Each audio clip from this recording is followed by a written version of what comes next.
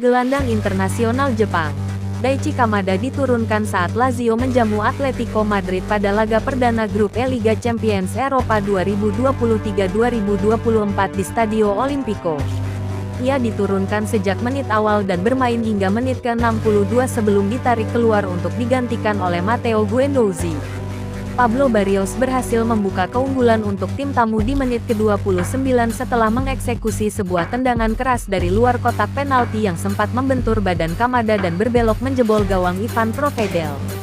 Jelang akhir pertandingan, kiper Lazio, Ivan Provedel yang maju ke depan untuk membantu penyerangan secara dramatis mampu menyelamatkan 1 poin untuk I Bianco Celesti di hadapan pendukung sendiri. Setelah mampu menyelesaikan umpan lambung dari Luis Alberto dengan sebuah heading yang merobek sisi kiri gawang Jan Oblak pada menit ke-5 injury time babak kedua.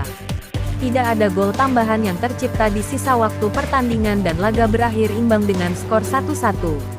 Penyerang internasional Jepang, Kyogo Furuhashi diturunkan saat Celtic bertandang ke The Kuip untuk menghadapi Feyenoord pada laga perdana grup E Liga Champions Eropa 2023-2024. Ia diturunkan sejak menit awal dan bermain hingga menit ke-67 sebelum ditarik keluar untuk digantikan oleh rekan senegaranya, Tomoki Iwata yang bermain hingga akhir pertandingan. Daizen Maeda dan Reo Hatate turut diturunkan sejak menit awal. Maeda bermain hingga menit ke-82 sebelum digantikan oleh Oh Hyun Gyu. Sedangkan Hatate bermain hingga menit ke-58 sebelum digantikan oleh Odin Thiago Holm.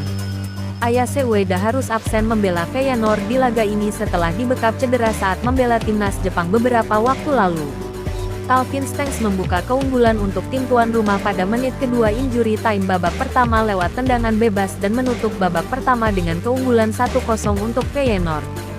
Celtic harus bermain dengan 10 pemain di menit ke-63 setelah Gustav Lagerbielke diganjar kartu kuning kedua akibat menyikut Igor Paixão di dalam kotak terlarang. Namun Paixão yang bertindak sebagai eksekutor tendangan 12 pas tidak mampu menjalankan tugasnya dengan baik setelah eksekusinya mampu dimentahkan oleh Johar. Celtic kembali menelan pil pahit usai Odin Thiago Holm menjadi pemain kedua yang diganjar kartu merah pada menit ke-68 usai melakukan pelanggaran keras terhadap Matt Swifer. Lutsarel Gertruida sempat menggandakan keunggulan Feyenoord di menit ke-70. Namun akhirnya dianulir VAR setelah sebelumnya ia menerima umpan pada posisi offside.